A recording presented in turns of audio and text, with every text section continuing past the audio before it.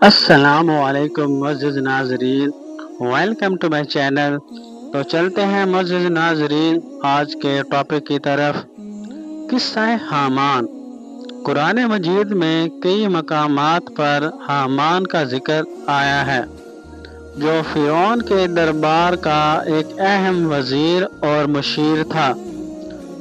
وہ نہایت چلاک، مکار اور ظالم انسان تھا، جو فرعون کے اقتدار کو قائم رکھنے اور موسیٰ علیہ السلام کی دعوت کو ناکام بنانے کی سازشوں میں مصروف رہتا تھا۔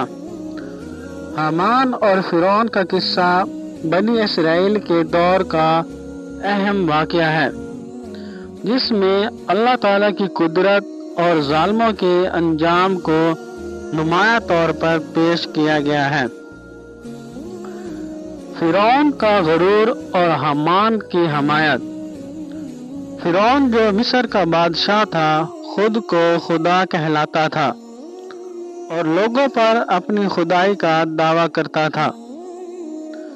اس کے دربار میں حامان ایک خاص مقام رکھتا تھا۔ وہ فرعون کو ہمیشہ خوش رکھنے اور اس کی جھوٹی خدائی کو مضبوط کرنے کے لیے مشورے دیتا رہتا تھا۔ فرعون کو بنی اسرائیل سے سخت دشمنی تھی، کیونکہ وہ مصر میں غلامی کی زندگی بسر کر رہے تھے اور فرعون کے حکم کے مطابق ان پر ظلم و ستم کیا جاتا تھا۔ جب اللہ تعالیٰ نے حضرت موسیٰ علیہ السلام کو نبوت عطا فرمائی اور ان سے فرمایا کہ وہ فرعون کے پاس جائیں اور اسے اللہ کی وحدانیت کی دعوت دیں، تو فرعون کے دربار میں حامان نے موسیٰ علیہ السلام کے خلاف شدید مخالفت کی۔ موسیٰ علیہ السلام فرعون کے دربار میں گئے اور اسے اللہ تعالیٰ کی بندگی کی طرف بلایا۔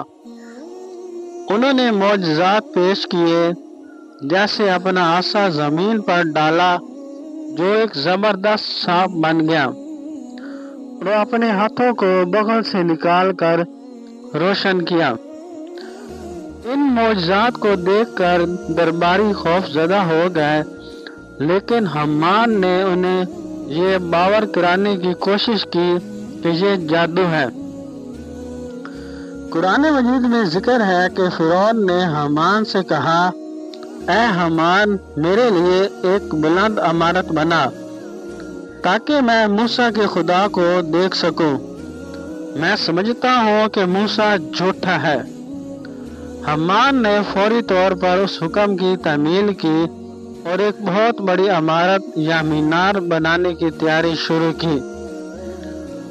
اس کا مقصد لوگوں کے سامنے موسیٰ علیہ السلام کے خدا کو جھوٹا ثابت کرنا تھا، لیکن در حقیقت یہ سب محض ایک دھوکہ تھا۔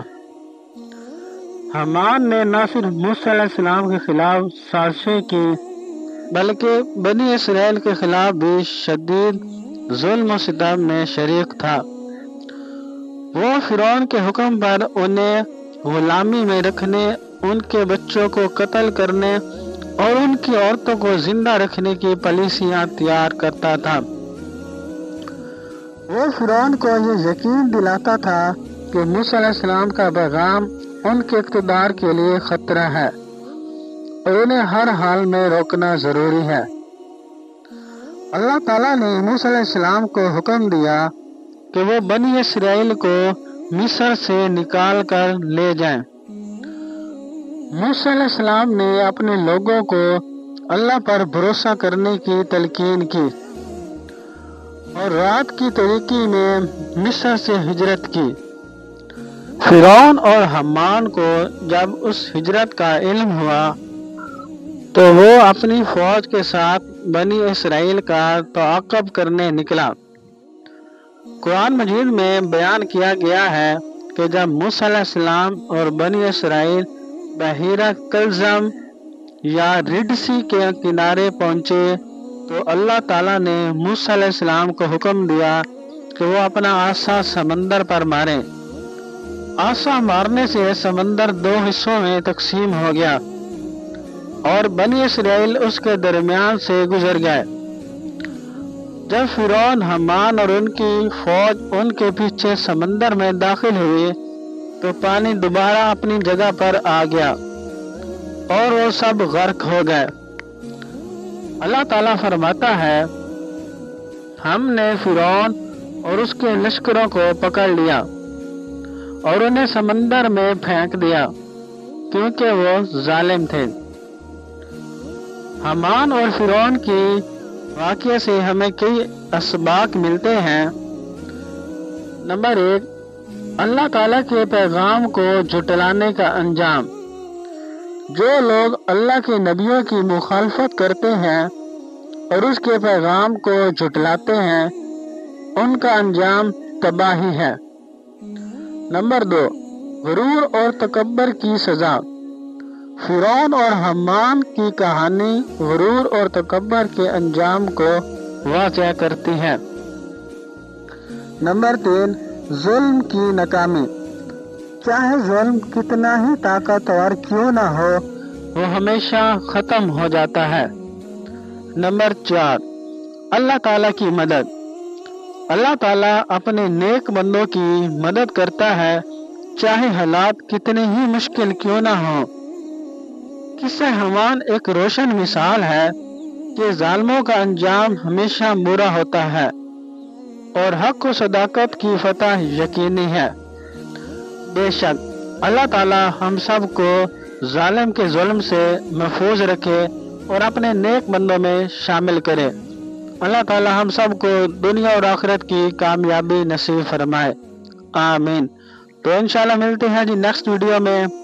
तब तक रखिएगा अपना ढेर सारा ख्याल और मज़ीद ऐसी अच्छी वीडियो देखने के लिए मेरे channel Islamic stories voice of Umar को सब्सक्राइब करें, लाइक करें, शेयर करें। आप सबका बहुत बहुत शुक्रिया। तो रखना अपना ढेर सारा ख्याल। अल्लाह हाफिज।